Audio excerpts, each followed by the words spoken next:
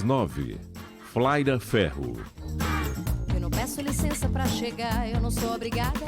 Sou filha de Oxum com Iemanjá, alfange, espelho, espada. Sou raiva e calma ao mesmo tempo, e raiva eu sinto mais. 10 horas, Margarete Menezes. Se ela chora,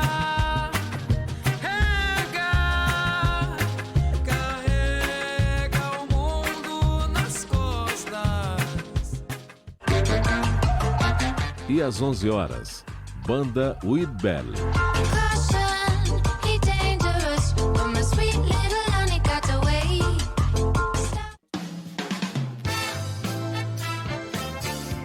Domingo, na 99.9, fim de noite especial. Universitária FM 40 anos. O futuro a gente faz com você.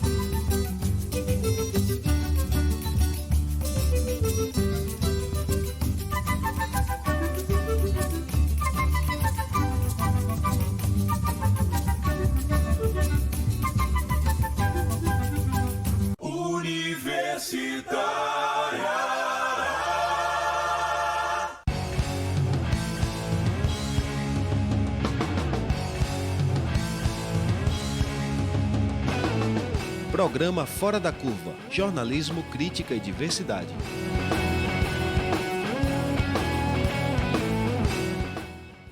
Bom dia, muito bom dia para você que nos acompanha aqui pela Rádio Universitária FM 99.9, também pela Rádio Universitária Paulo Freire, 820 AM. São 11 horas e 3 minutos desta sexta-feira, hoje, que é o dia 1º de novembro de 2019. Está se acabando este ano e a Terra está rodando. Começa agora, ao vivo, o programa Fora da Curva, onde a gente sempre fala o que a maioria cala. Eu sou Adriana Santana, professora do Departamento de Comunicação da Universidade Federal de Pernambuco e vou conduzir hoje as entrevistas do Fora da Curva, que traz 3 especialistas daqui no estúdio e mais gente por telefone para a gente falar sobre a nossa grande casa compartilhada, né? A nossa América Latina ou Latinoamérica, como dizem nossos vizinhos queridos. A gente pergunta como o cenário político da América Latina afeta o Brasil. Você já pode participar enviando sua pergunta, seus comentários para as nossas entrevistadas e entrevistados aqui no estúdio.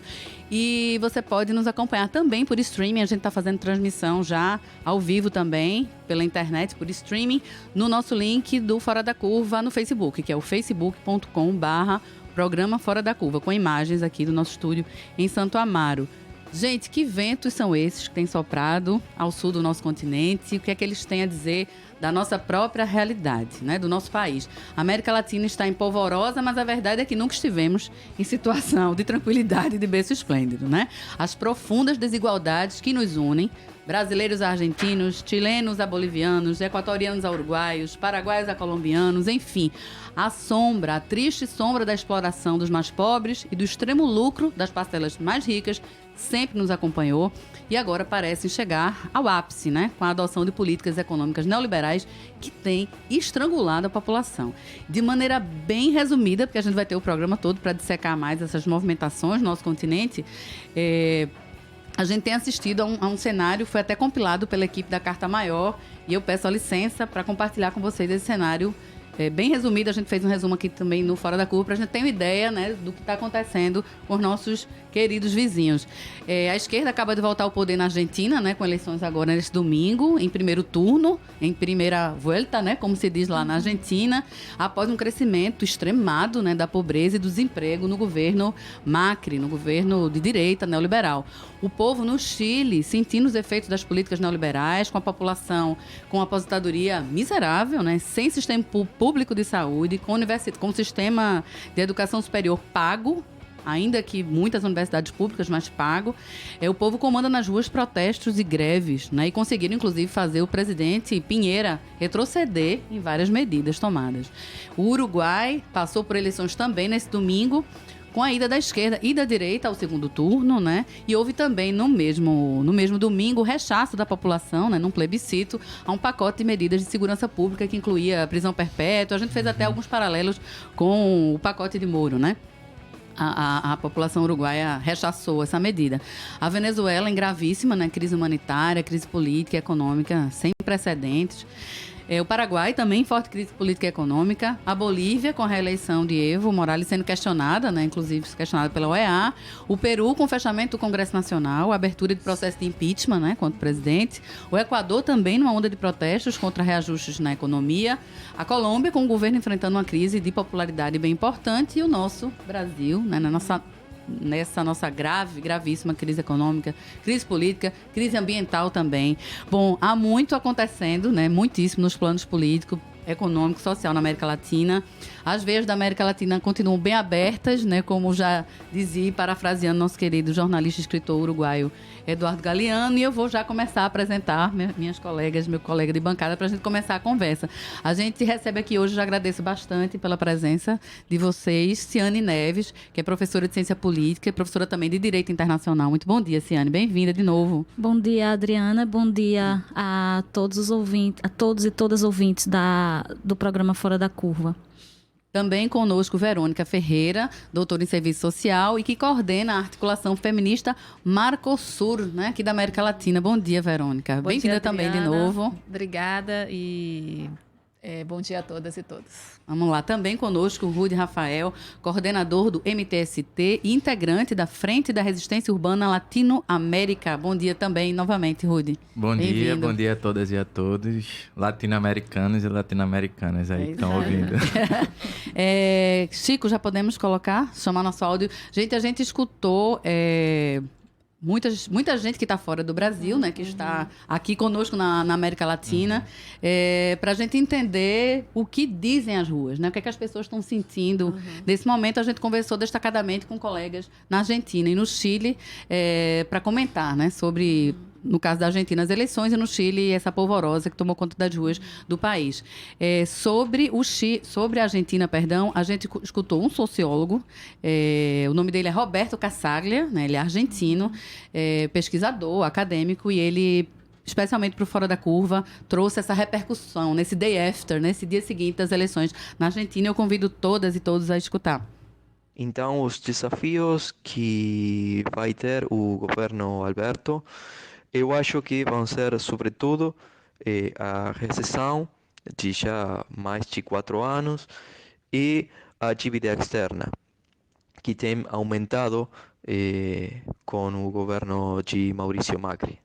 Não tivemos o golpe de mercado que temos visto depois das eleições primárias em agosto, com o aumento de preço, o aumento de preço do dólar. E isso porque Maurício Macri atingiu ganhar quase 10 pontos percentuais na eleição. O Alberto Fernandes obteve 48% e Maurício Macri 40%. Nas eleições primárias tinha sido 49% para Alberto Fernandes e 32% para Macri. Pela grande imprensa, pela grande mídia, sobretudo os jornais, a Nação e o Clarim, não muito boa, mas não foi tão terrível agora como vice-presidente. Também foi renovado parcialmente o Congresso e foram eleitas autoridades provinciais. A recebida da notícia nas ruas foi muito boa, muita gente nas ruas da cidade essa noite do domingo 27 de outubro. Bom dia, meu nome é Roberto Casaglia.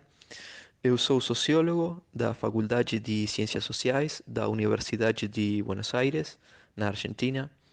Também sou bolsista doutoral do CONICET e pesquisador do Instituto de Estudos de América Latina e o Caribe, na mesma faculdade. Vou tentar falar com clareza, porém eu peço desculpas pelo meu sotaque e também por meus erros.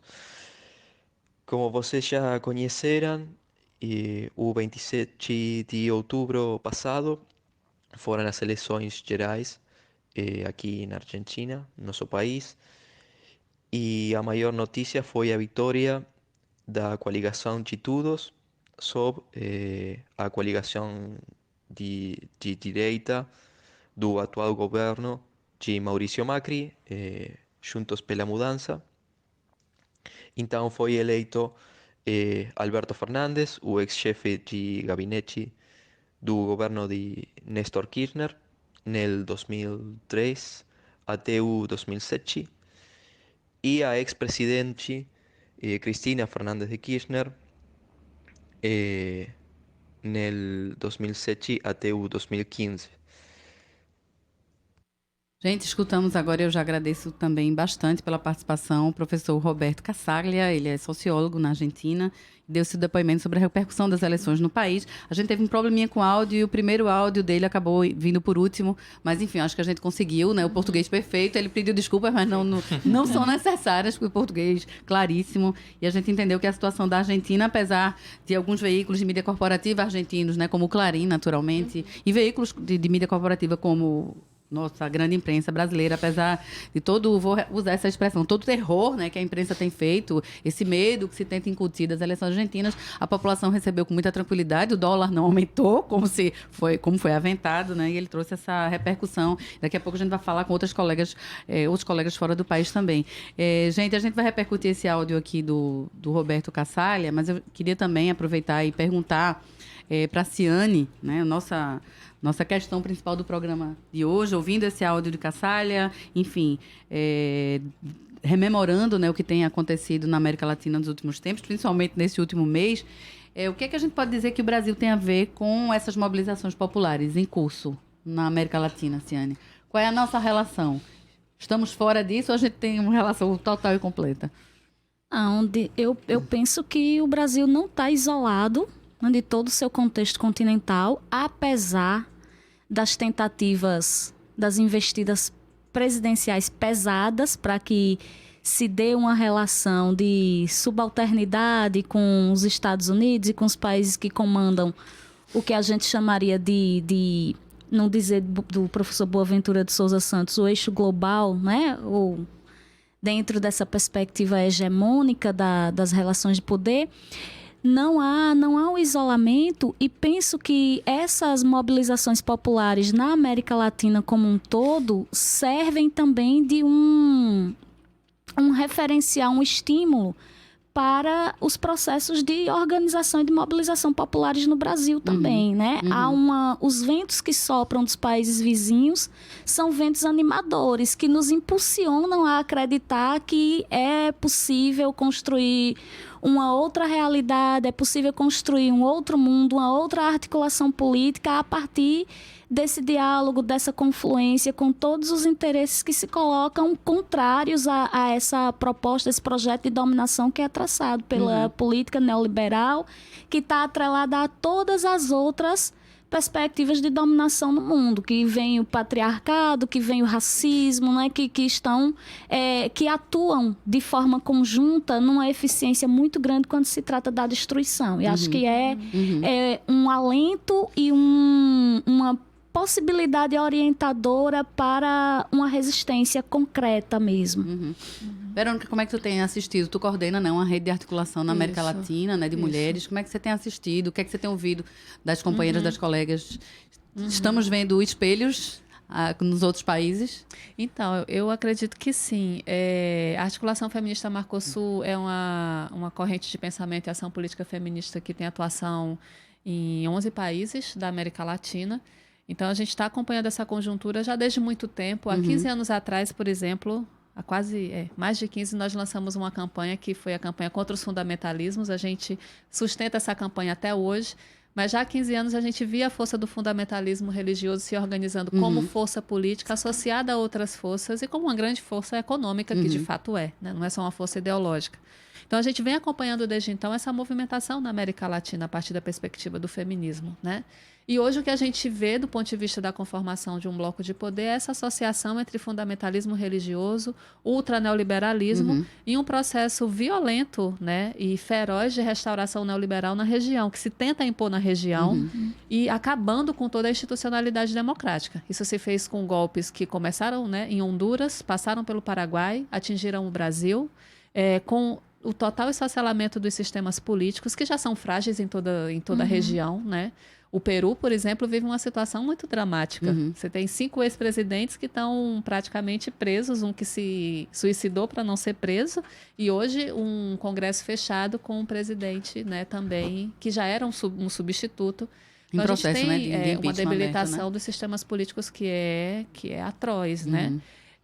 Mas nesse cenário a gente tem muita resistência, né? E resistência que emerge.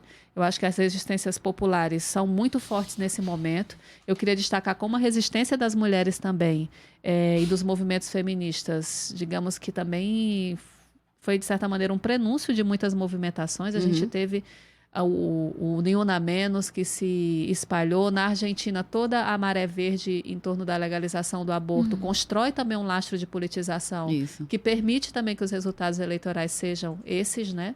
Então, eu acredito que a gente está vivendo um momento de uma contradição viva na América Latina, com o enfraquecimento do ciclo progressista em vários países, e aí passa muito pela força do Brasil, né? O Brasil afeta muito a correlação de forças em termos dos governos, né, na região.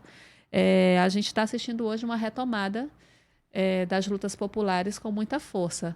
Eu até disse outro dia, numa conversa assim meio informal, que o levante no Equador e agora no Chile, ele é para esse momento da nossa história, quase o que foi Seattle nos anos 90, porque é ali um momento em que os movimentos populares e as lutas populares se colocam muito fortemente contra essa tentativa de impor de novo o terror neoliberal. Você falou de espelho, Adriane, eu queria concluir falando disso. Como é que o Brasil afeta também outros países? Sim. Acho que do ponto de vista dos governos, afeta a correlação de forças. O fato do Brasil hoje ter um presidente de ultradireita É até difícil classificar, usar uma palavra para classificar tanta ignorância também, né, que essa força política expressa. Inclusive, só te atrapalhando, mas para complementar, alguns candidatos, né, à presidência em países vizinhos são conhecidos como os Bolsonaros dos países, né? Exatamente. Então, afeta muito, afeta os processos políticos, afeta a integração que vinha sendo construída. Ele se coloca contra tudo isso, se coloca contra a América Latina. De novo, os países da América Latina voltam a ser estigmatizados, né, quando a gente construía um processo de aproximação, né, nos governos anteriores. Mas o Brasil é como se fosse um espelho às avessas. A esquerda também, muitos movimentos estão preocupados em não se tornarem o Brasil. Então, se olha para o Brasil e ninguém quer ver o Brasil. Então, o Brasil é como que o sinal de alerta, né? Depois do golpe no Brasil e depois da eleição de Bolsonaro, eu acho que os movimentos de outros países ficaram muito atentos, inclusive a seus processos eleitorais, para que outros Bolsonaros não possam surgir. Isso se reflete muito fortemente no Uruguai. O Uruguai está muito preocupado com o crescimento da direita, porque é isso, ninguém quer se tornar e ver acontecer no seu país o que nós vivenciamos. Rudy, a gente tem escutado bastante, né? Até muita gente da esquerda, né, preocupada com essa aparente, vou colocar entre aspas, apatia, né, dos brasileiros, principalmente quando a gente faz esse paralelo com o Chile, né, que enfim, as pessoas estão na rua efetivamente sempre, né? Você enxerga essa apatia ou não? Ou a gente está fazendo parte da esquerda, ou, enfim, está fazendo uma avaliação mais rasa? Eu acho que, enfim, não tem como, de alguma forma, discordar com o que é uma aparência concreta, né? De um processo de luta social que realmente, nessa conjuntura, acabou... Enfim, a gente viveu grandes mobilizações, a gente vive protestos, processos de resistência todos os dias, a gente precisa visibilizar isso.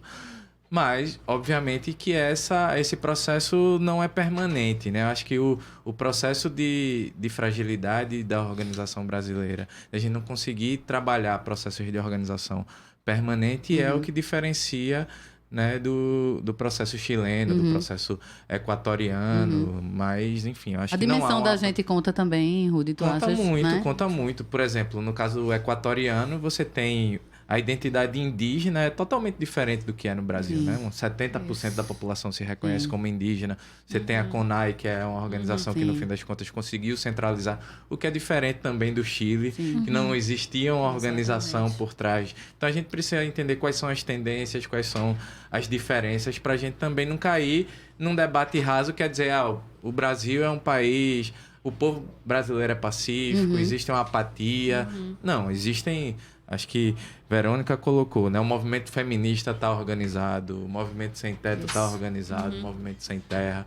O processo de reorganização do movimento sindical no Brasil é importantíssimo do que a gente viu. Diante de tantos golpes, né? Sobre a gente teve essa semana mobilização em Brasília, tem dia 5 mobilização puxada em todo o Brasil. Então, assim, acho que as pessoas que estão reconhecendo essa apatia precisam também se mobilizar. Não basta só reconhecer, apontar e não se sentir parte disso, né? De que forma essas pessoas estão se organizando nos seus lugares de moradia, de trabalho, nas igrejas, nas universidades? A gente precisa... acho que o aprendizado agora não existe mudança sem organização popular, sem organização permanente, né? Acho que as grandes manifestações são importantes, mas a gente precisa trabalhar no sentido de se contrapor esse sentimento também antipolítica que se enraizou muito fortemente na sociedade brasileira e dizer, luta social não vale a pena, não tem nada a ver com isso, né? Então, acho que isso é um aprendizado que a gente precisa tirar dessa conjuntura e, enfim, Equador, Haiti também, a gente está vivendo um processo de insurgência importante. Acho que isso que Verônica falou, né, da integração, né, da gente entender que não existe saída para o Brasil sem ser pensado uma saída para a região. Sem dúvida. Né, de dialogar hoje com a conjuntura do México, né, de tipo que é um país também que é referência para a nossa região, que tem um governo progressista, que de alguma forma aponta para uma esperança, com contradições também. Todos eles têm suas contradições, tanto Evo, tanto Alberto e Cristina. A gente tem que olhar, acho que aprofundar as nossas leituras para conseguir criar uma saída integrada para a América Latina. Eu acho que isso é o que a gente tem de comum hoje. Sem dúvida, é importante se lembrar. Somos latino-americanos, né? Essa bobajada, né? Essa insistência de separar o Brasil por conta de idioma, né? Não faz nenhum sentido. Nunca fez sentido e agora menos ainda. A gente falava há pouco também sobre a situação do Chile. A gente convidou uma jornalista pernambucana, Elaine Bione, para conversar. Ela está no Chile, para conversar com a gente sobre o que ela está sentindo, o que ela está vendo nas ruas. Ela trouxe alguns índices também. Eu convido todo mundo a escutar. Elaine Bione, diretamente de Santiago do Chile. Os protestos aqui no Chile completam 15 dias. As manifestações ocorrem em todas as 16 regiões do país. Para monitorar a atuação do governo chileno em resposta aos manifestantes, o Instituto Nacional dos Direitos Humanos está com uma equipe de olheiros espalhados nas ruas junto aos movimentos. No relatório mais recente, publicado nesta quinta-feira, foram registrados mais de 4.200 detenções. Um total de 1.305 pessoas feridas, sendo 755 em decorrência de disparos. O Instituto revelou também que foram encaminhadas 167 ações judiciais, sendo elas 5 por homicídio, 18 por violência sexual e 120 por tortura. Também nesta semana, o Instituto se reuniu com oficiais da Alta Comissão dos Direitos Humanos da ONU para investigar os casos registrados. A missão da ONU chegou ao Chile no dia 28 de outubro, 10 dias após o início dos protestos, e permanecerá até 22 de novembro. O clima é de tensão e incerteza. Não há previsão de que as manifestações cessem. E a alta comissária da ONU para os Direitos Humanos e ex-presidente do Chile, Michelle Bachelet, pediu que é preciso um diálogo aberto e sincero entre todos os atores envolvidos para ajudar a resolver essa situação, incluindo um exame profundo da ampla gama de questões socioeconômicas subjacentes à crise atual. Bom, muito obrigada. A gente escutou Elaine Bione, jornalista de Santiago do Chile, né, sobre os movimentos que a gente tem assistido já há 15 dias, né, são 2 semanas que completam as mobilizações que estavam sendo extremamente reprimidas, né, mas não há uma liderança, não parece haver uma liderança clara, mas essas pessoas foram bastante reprimidas. A Elaine trouxe aqui números bem fortes, né? 4.000 pessoas foram detidas, 1.300 pessoas feridas, das quais quase 800, né, por disparo da polícia. Mas, apesar da repressão, as pessoas que estão mobilizadas conseguiram muitas mudanças, né? Inclusive, o presidente Pinheira, o que é histórico, um presidente latino-americano, pedir desculpas, embora com algumas lágrimas de crocodilo, mas pediu publicamente desculpa. Eu acho isso simbolicamente muito importante, né? E retrocedeu. Como é que vocês estão observando? Eu sei que está muito em cima ainda, a gente está no olho do furacão, mas como é que vocês têm avaliado a situação no Chile? A gente escuta várias coisas, né? Muitas análises assim de última hora, muita gente com medo do que aconteça no Chile, o que aconteceu em 2013 no Brasil, né? De a direita sequestrar o movimento. Como é que vocês têm observado? Ciane, Verônica, Rudy? Acho que muito rapidamente das notícias que a gente tem compartilhado nos grupos e nas listas do movimento feminista, que o processo do Chile está extremamente vivo, né? Primeiro que o Pinheira pediu desculpas, mas seguiu convocando as forças repressivas muito fortemente, então o processo autoritário segue. Então, tem um anúncio de desculpas, mas, ao mesmo tempo, tem muita repressão, com divisões, porque também as forças do Exército, em algumas regiões do país, não aderiram ao chamado de repressão. Então, a força das mobilizações também vão empurrando essas forças também em alguns locais para outro lado. A mancha da ditadura é muito forte no Chile e é muito viva. E as pessoas falam sobre isso, e não se admite publicamente que você defenda, como aqui no Brasil, uma ditadura, né? Isso é uma questão, isso que o Rudy estava dizendo. A gente precisa compreender também os processos, para a gente não tomar, agora o Chile está fazendo uma grande... O Chile está fazendo hoje, está conseguindo fazer hoje, isso que a frase dizia, né? Não são 30 pesos, né, de aumento de transporte. São 30, 40 anos de neoliberalismo duro. Pesado, né? Se nós no Brasil vivemos, né, com a saída da ditadura, por toda a força da mobilização, um processo limitado, mas de democratização, com conquistas de direitos, que hoje, inclusive, a gente está perdendo, o Chile não passou por nada disso. Na verdade, se hoje há um esforço e uma grande luta, e essa é outra iniciativa que está acontecendo dentro do parlamento, para convocar um plebiscito, para rever e puxar uma Assembleia Constituinte para fazer uma nova Constituição, é quase como se o Chile estivesse agora saindo da ditadura. Porque A Constituição é a mesma, os mecanismos que estão sendo acionados repressivos são os mesmos da ditadura. As Sim. políticas econômicas que foram implantadas foram duríssimas, quer dizer, o Chile é um dos países mais desiguais dessa região, com muita pobreza. Então, é um processo também Não é à toa que o nome da manifestação é Estamos Fartos, Sim. né? Porque Chegaram no limite, né? explodiu. No ápice. Então, não é que também a gente agora idealiza o que está acontecendo no Chile, porque o processo chileno desses últimos 40 anos foi muito duro. Sim. Se a gente aqui no Brasil, inclusive, tem essa questão das revoluções pelo alto, né? Façamos a revolução antes que o povo a faça. O processo da saída da ditadura do Chile foi extremamente complicado, né? Se convocou um plebiscito, criou uma aparência de uma saída democrática, quando, na verdade, não se mexeu nas estruturas da ditadura. Sim. Na verdade, foi uma saída muito autoritária. E muitas companheiras da AFM, da Articulação Marcosul, que são feministas, inclusive sempre denunciaram. Nós não reconhecemos essa democracia porque nós permanecemos estruturalmente com os mesmos mecanismos da ditadura. Então, é um processo muito vivo, muito complexo. Tem disputas pela direita. Em algumas zonas, as manifestações não têm, como o Rudy dizia, organizações que liderem. Então, isso também é preocupante. Agora, há uma força de mobilização e um esforço de articulação de alguns movimentos para dar essa direção progressista e levar esse processo à revisão da Constituição. Então, eu acho que a gente tem que ver essas contradições internas em todos os países, né? A gente, inclusive, tem tido um diálogo permanente com os companheiros do Chile, pela Frente de Resistência Urbana, o Movimento de Pobladores, o CAMAL, que hoje faz parte da unidade social, que vem puxando greves gerais nesse contexto, né? Tentando canalizar de alguma forma essa indignação, essa mobilização. E a gente meio que... Engraçado que Chile e Argentina vivem momentos também pelos quais a gente passou, né? Então, Chile... E aí, 2013, como é que a gente tem a possibilidade de não repetir 2013? Exato. E, ao mesmo tempo, a Argentina no contexto da eleição de Dilma 2014. Sim, né? exatamente. De uma fragilidade também do Congresso, que é hoje com maioria macrista, né? Então, como é que a gente tem a possibilidade também fazer com que a história não se repita como farsa, né? Então, a gente tem vivido esse processo que é de efervescência, mas ao mesmo tempo isso. Acho que Verônica resgata um elemento que é fundamental, né? A gente precisa reinventar a democracia e conjugar o elemento, o verbo democratizar em todas as áreas, né? Democratizar as relações de gênero, democratizar a economia como um fator fundamental de um novo processo de integração, né? Acho que a gente viveu, por exemplo, um debate importantíssimo que foi na conjunção no alinhamento progressista na América Latina, o Mercosul, né? Que depois foi abandonado pela perspectiva da ideologia do desenvolvimento e o Brasil saiu para os BRICS, né? E abandonou o Mercosul.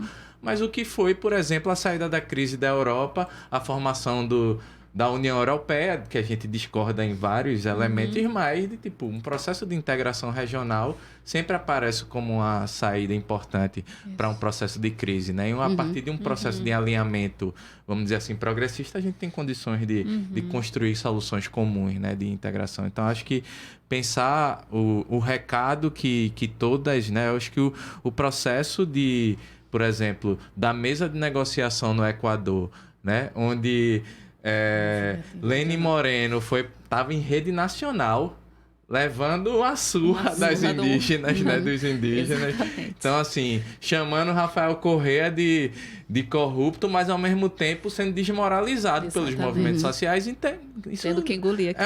É democracia 2.0 plena, real, né? né? Assim, de tipo, quando é que a gente viu, né, uma mesa de negociação entre governo e movimentos sociais, onde o movimento social colocou o governo de tipo, aqui é em seu devido lugar. De tipo, eu acho que isso é uma inovação que a gente não pode desprezar, né? E como é que a gente incorpora isso como elemento da nossa democracia, né? Em um contexto hoje em que a gente está vivendo, né, grandes ameaças, inclusive em relação à utilização das redes sociais, da mídia, enfim. Como é que a gente usa isso a nosso favor também, né? Então, acho que tem vários processos aí e acho que trabalhar um novo sentido da democracia no continente, né, em um contexto em que a saída imediata de Pinheira foi a militarização, quando Eduardo Bolsonaro está defendendo o AI-5, né, com essa ideologia do terror, do medo, sendo colocada de novo como um elemento, né, fundamental da atuação do Estado, a gente precisa trabalhar na perspectiva de dizer, a gente não quer só resgatar a democracia como ela estava sendo, porque ela estava sendo insuficiente, muito pelo contrário. A gente quer avançar, a gente precisa radicalizar na democracia, mas numa democracia que não seja a reinstituição dos poderes tradicionais, como foi Bolsonaro, né? Do homem branco, proprietário, repetiu mais do mesmo, né? enfim, né? Gente, eu vou ter que chamar um intervalo bem breve. O Fora da Curva de hoje está perguntando como o cenário político da América Latina afeta o Brasil. A gente vai para esse intervalo bem rapidinho, voltamos já aqui pelas nossas rádios públicas. Fora da Curva, jornalismo analítico na Rádio Universitária, a nossa rádio pública.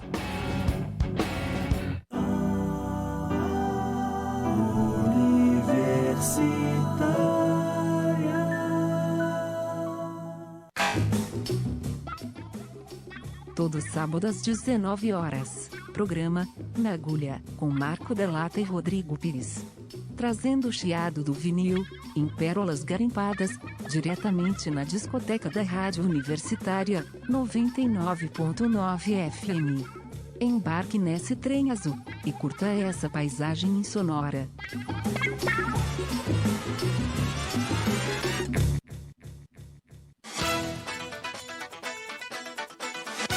Fim de noite especial, no domingo da Universitária FM.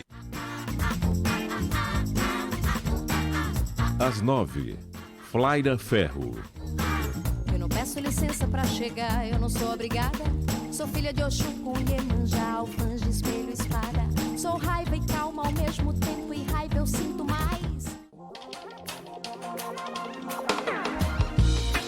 10 horas, Margarete Menezes. Se ela chora, carrega o mundo nas costas. E às 11 horas, Banda With Bell.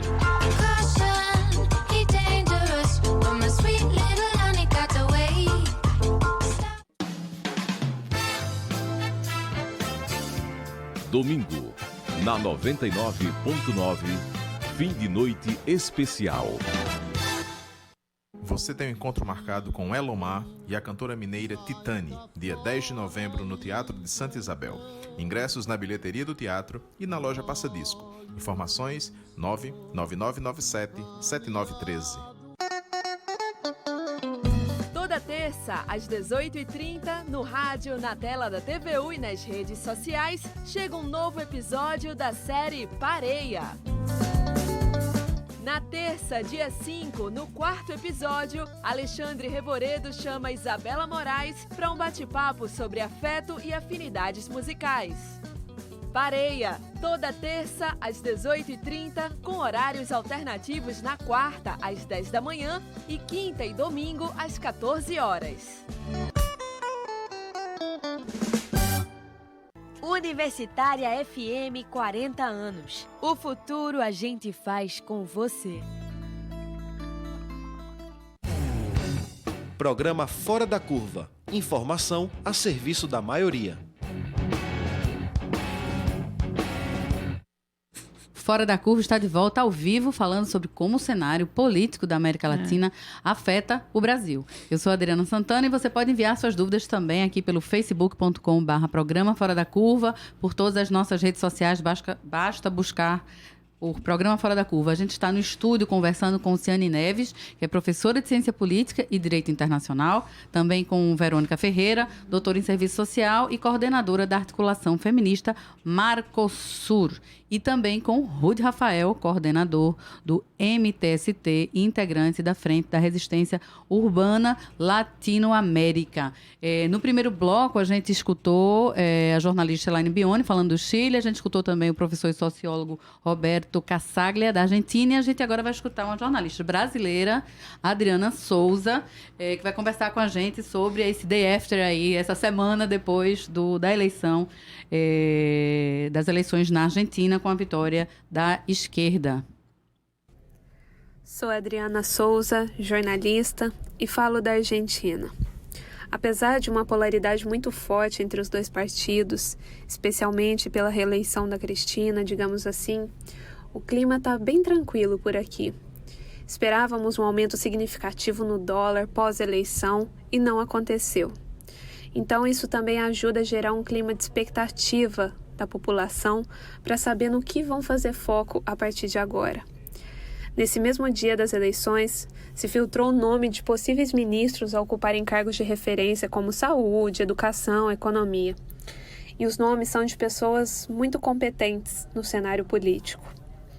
Um pouco dessa esperança vem da imagem do Alberto, que havia sido chefe de gabinete do governo Kirchner de 2003 a 2007, justamente depois da crise de 2001. Então foi um governo que conseguiu, nessa época, restabelecer a economia e as instituições políticas. E apesar da briga dele com a Cristina em 2008, quando ele renunciou ao seu cargo, as pessoas preferem acreditar no primeiro cenário, onde ele ajudou a construir uma nova Argentina.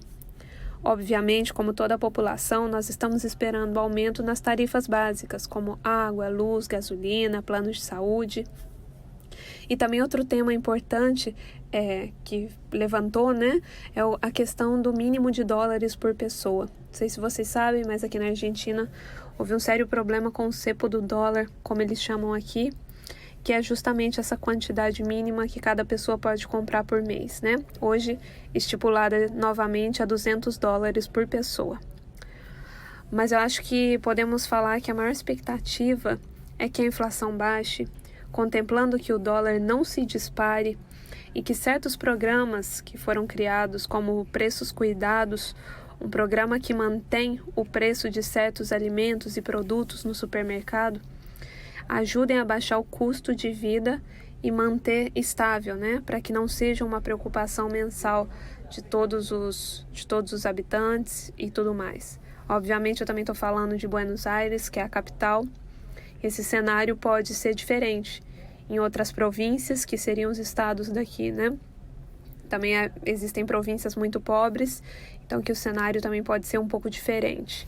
Mas essa é um pouco a visão do que se viveu e do que se está vivendo nesse pós-eleição, que apesar de todos estarem esperando um pós-eleição muito caótico, está bastante tranquilo. Bom, escutamos Adriana Souza, jornalista brasileira que reside em Buenos Aires, na Argentina. Ciane, a gente estava conversando antes de começar o programa que essas eleições na Argentina deram um breve respiro, né? Pelo menos para nós brasileiros, é como se a gente tivesse, pelo menos as pessoas progressistas, né, de pensamento mais progressista, tivessem tido um respiro e um certo alívio, né, com essa volta da esquerda, pelo menos acreditamos o fim dessa política neoliberal tão nefasta, né, num país vizinho. Como é que você tem observado? Eu penso que o processo que a Argentina passou ou está passando de empobrecimento e de crise econômica trazida pelo governo Macri impulsiona para esse resultado das eleições.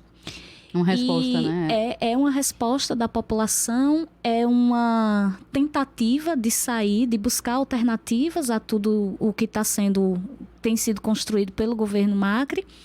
E também há uma esperança de resgatar algo do que eles tinham vivido já no antigo governo de Cristina Kirchner, apesar de todos os desafios e todas as contradições que são vigentes, né? Então, a gente precisa compreender também, lá como cá, se vai lidar com um governo de coalizão, e governos de coalizões são governos de inúmeros desafios, e que em determinadas situações... Nossa história recente nos lembra isso, né? Exatamente. A gente termina fazendo certas concessões que, se não refletidas, não pensadas com muito cuidado, elas terminam ocasionando consequências que depois podem ser muito difíceis de serem revertidas. A gente tem aí a resposta de tudo que foi construído no Brasil. Mas acho também que o caminho a que o Brasil chegou serve de alerta para o governo de Fernandes e Cristina que se iniciará. E a possibilidade de tentar acertar exatamente a partir da observação dos erros, né, do governo do governo Kirchner e dos governos dos países vizinhos. Acho que tem essa possibilidade também. Desafios são grandes. Um congresso que não vai estar aliado e que vai ser preciso ter muito jogo de cintura para dialogar, e também a compreensão de que, para que o governo se mantenha com a perspectiva de fazer algo diferente do que foi trazido por Macri, é preciso respeitar a autonomia dos movimentos sociais, é preciso respeitar a autonomia das lutas populares, das mobilizações, de forma que isso possa estabelecer um diálogo em que a democracia efetivamente seja vivenciada. Gente, a gente tem várias participações aqui de ouvintes. Eu vou tentar trazer pelo menos 2 questões aqui que apareceram. Eu vou ler para vocês e a gente tenta responder. O primeiro foi o nosso ouvinte Adriano Bezerra. Ele fala que o problema da Argentina e Chile são presidentes aumentando o preço do combustível e conta de luz. E ele se preocupa aqui, diz que no Chile estão botando fogo em estabelecimento comercial, saque supermercado. E ele diz que a ONU devia olhar também. Quer saber qual é o nosso posicionamento sobre isso, não de vocês. A jornalista Laine Bione, que participou agorinha, entrou também em contato aqui com a gente. Agradece a participação e ela está lembrando que no Chile o voto é facultativo, né, ao contrário daqui no Brasil. E ela queria perguntar para vocês como Verônica, como Ciane e Rude analisam isso para o futuro do Chile com esse atual contexto, né? Não é obrigatório o voto, será que isso vai ter alguma relação com o que vem a seguir? E essa pergunta aí de Adriano, tem também comentário de Marcelo Trindade, dando parabéns a vocês por trazer o debate tão útil. Enfim, eu agradeço a todo mundo que está acompanhando a gente aqui, ou Alhures. E aí, o que é que vocês acham? Primeiro, em relação à questão que Adriano traz, né? Esse medo, as pessoas estão destruindo o patrimônio. Não, acho que ninguém chega a botar fogo em patrimônio alheio porque saiu de casa querendo incendiar alguma coisa, né? Acho que a postura do governo Pinheira de ter decretado o estado de exceção, né, de ter de ter colocado de novo o exército nas ruas. Toque de né, recolher. O que foi o período ditatorial no Chile, o que foi Pinochet. E a população ver se repetir uma medida de um governo, isso é algo inaceitável. Né? E isso não é coisa que a população iria enfrentar pelo Facebook, pelas redes sociais, por WhatsApp. Isso precisa de uma resposta nas ruas, até porque as pessoas que saíram às ruas, como foi colocado aqui, teve gente morta, teve gente... O que foi os vídeos no Equador, o registro da atuação do Exército no Chile é algo que... Sendo cidadão, tendo compromisso com o seu país, não tem como você ficar parado, calado. Né? Então, assim, obviamente que há exageros e há processos que medidas que ninguém queria tomar, mas diante de um cenário de violência, de exceção, não tem como reagir de outra forma. Ruth, só queria lembrar para o ouvinte, né, para todo mundo, que uma das primeiras manifestações, né, no Chile aconteceu depois que Pinheira decretou, né, esse toque de recolher, e depois que ele mandou fechar as saídas do metrô às 6 da noite, hora que, obviamente, todo mundo estava voltando para casa. Então, ninguém conseguiu voltar para casa. E você fica o quê? Feliz e contente nas ruas, caminhando, né? Ainda com todo o histórico de 30 anos de problemas. E é importante lembrar que, além das medidas institucionais oficiais, a gente tem muitas pessoas, dezenas de pessoas que seguem desaparecidas, sobretudo jovens e mulheres, né, manifestantes no Chile. Não se sabe onde essas pessoas estão. Tem denúncia de mais de 20 estupros cometidos pelas forças policiais, quer dizer, o estupro e a violência sexual, como foi na ditadura, né, como uma arma de guerra, de repressão, né, o que é gravíssimo, e várias denúncias de violações. Então, tem realmente um contexto de muito... E sem falar nos 40 anos acumulados, como o Ruth colocou, de desigualdade brutal. Então, ninguém sai de casa com esse objetivo, mas... A indignação é tremenda. Então, as formas de manifestação são fortes, porque a repressão reflete, né? Inclusive, em relação a essas questões de como a própria polícia e o exército estavam promovendo saques, estavam promovendo...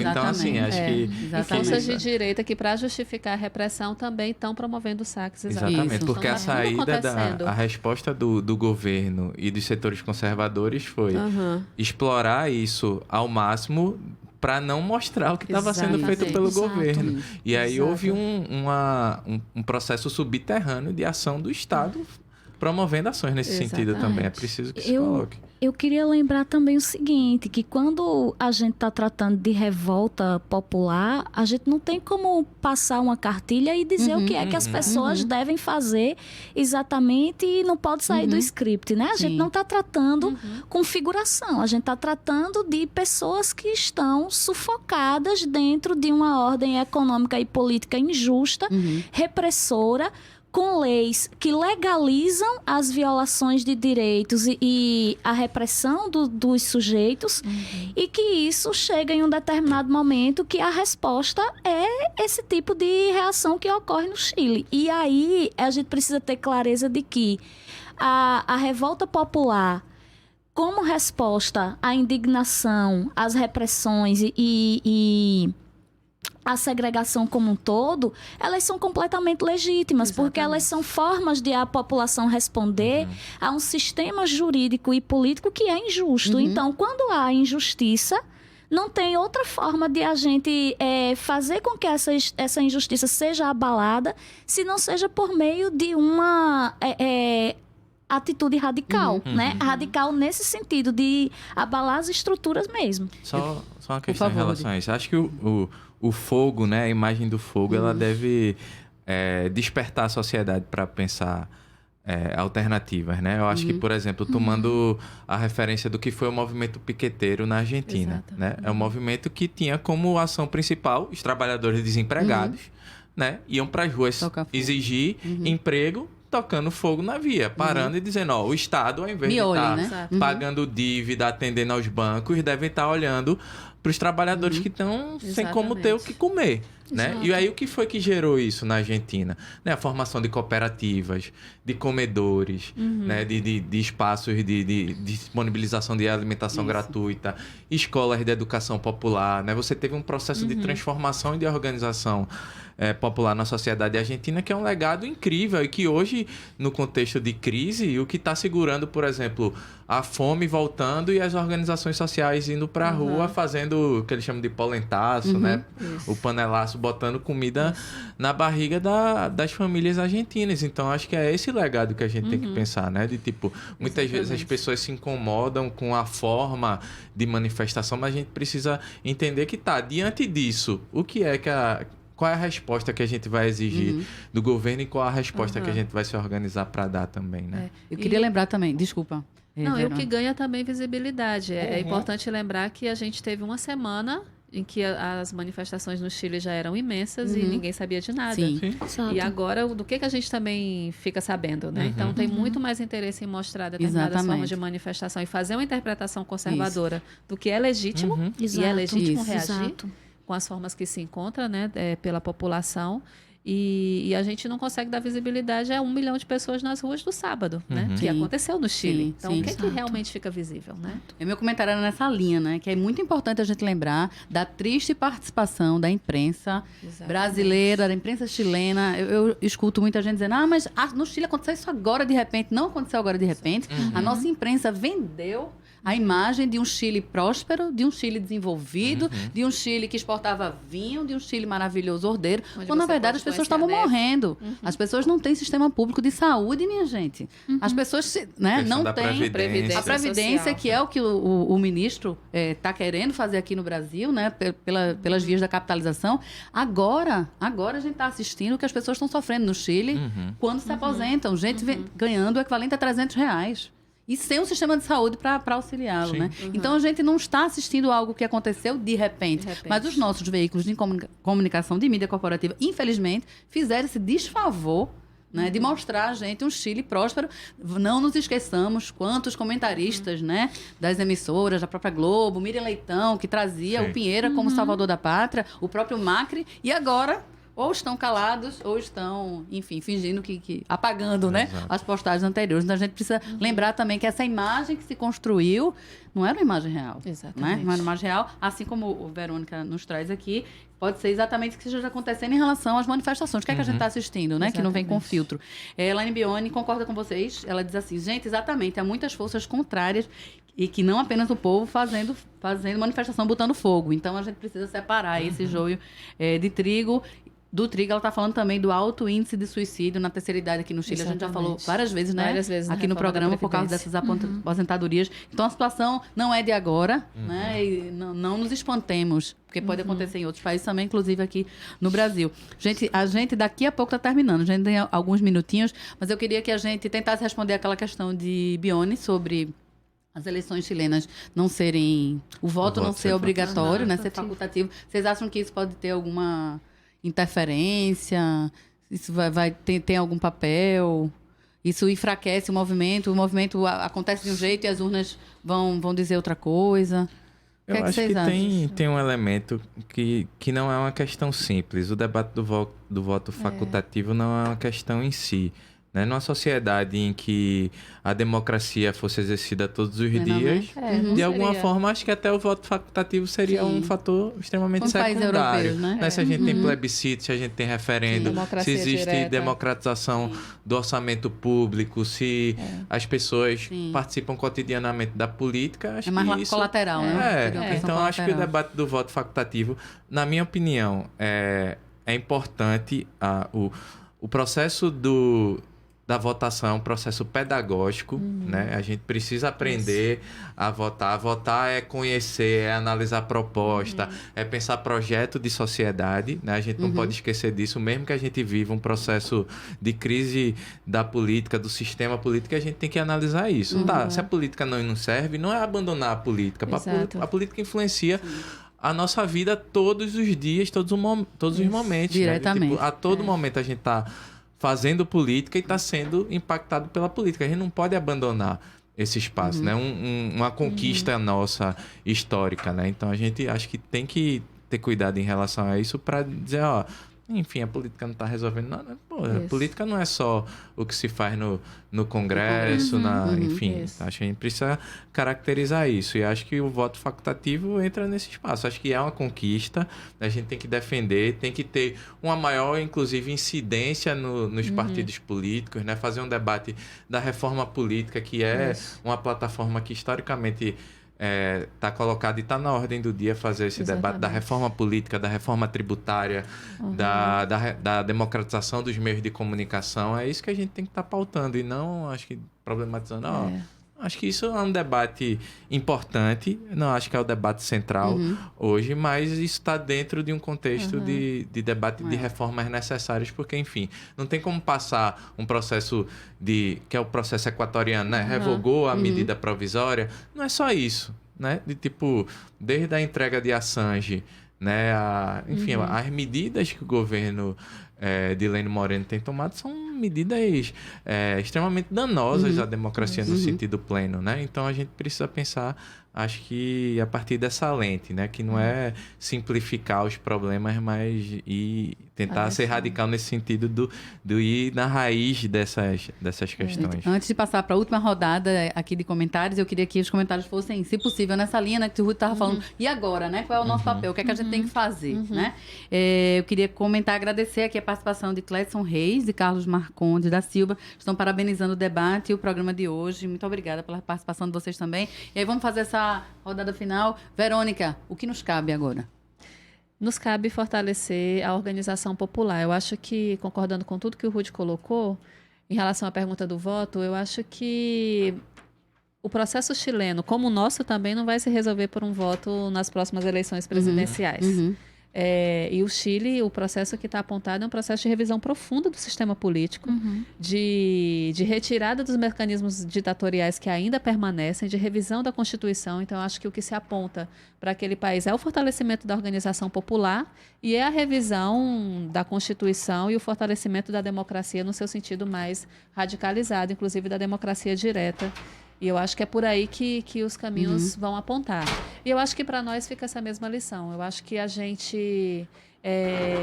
um dos resultados desse período dos governos progressistas na América Latina foi o fortalecimento desse sentido de integração. Eu percebo que nós no Brasil somos mais latino-americanos e latino-americanas hoje do que éramos há 20 anos atrás, porque nós não tínhamos esse sentimento de pertencimento construído. Então, eu acho que a gente tem esse desafio de fortalecer esse sentimento, fortalecer esse pertencimento nas lutas, quer dizer, construir as articulações, construir processos de luta latino-americanos, né? em todos os nossos movimentos e fortalecer a resistência e a organização e pensar a situação nossa a partir de uma perspectiva latino-americana. Porque o que a gente está passando hoje no Brasil é um processo que é regional, que nos atinge como América Latina inteira.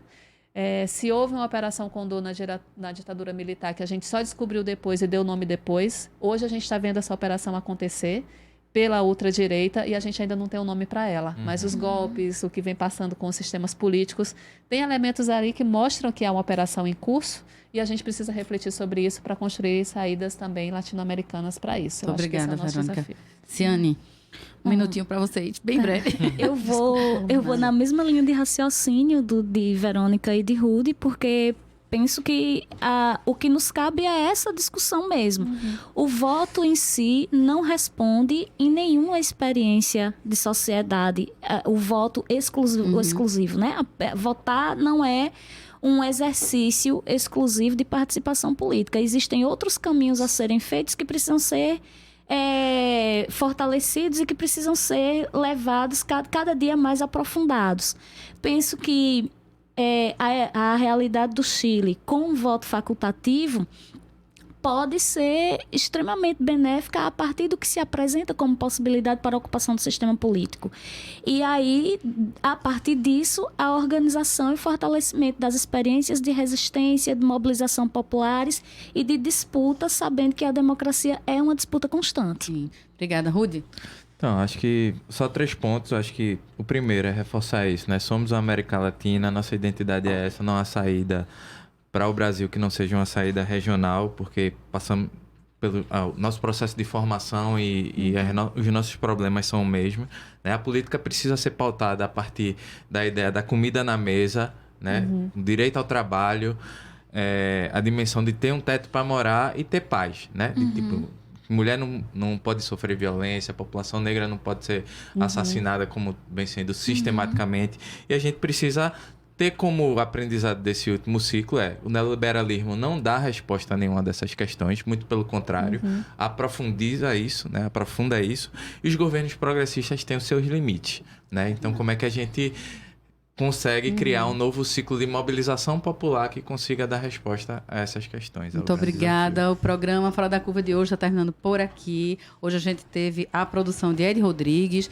pesquisa de Guilherme Falcão, roteiro e apresentação minhas, nas redes sociais Larissa Rocha, na técnica Chico Rocha. Eu queria agradecer bastante aos nossos convidados de hoje. Muito obrigada. Queria agradecer também ao professor Fred Tavares, da Federal de Ouro Preto, que auxiliou bastante a produção de hoje também.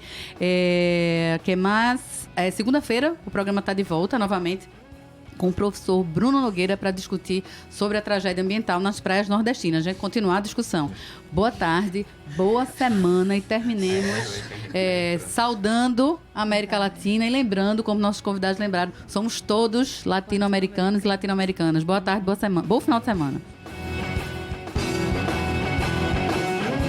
O programa Fora da Curva é uma realização do Departamento de Comunicação Social com o apoio do Departamento de Sociologia e do Núcleo de Rádio e TV Universitárias. Parceria com o Marco Zero Conteúdo, Centro das Mulheres do Cabo, SOS Corpo, Centro Sabiá, Terral Coletivo de Comunicação, Centro de Cultura Luiz Freire. Esse programa fica disponível em nossa página do Facebook e no canal do YouTube. Acompanhe as nossas redes sociais, porque nós também divulgamos por lá muita informação que você não vê por aí. A música tema deste programa foi composta pela banda Diablo Motor. Programa Fora da Curva. A gente fala o que a maioria cala. 12 horas e 2 minutos.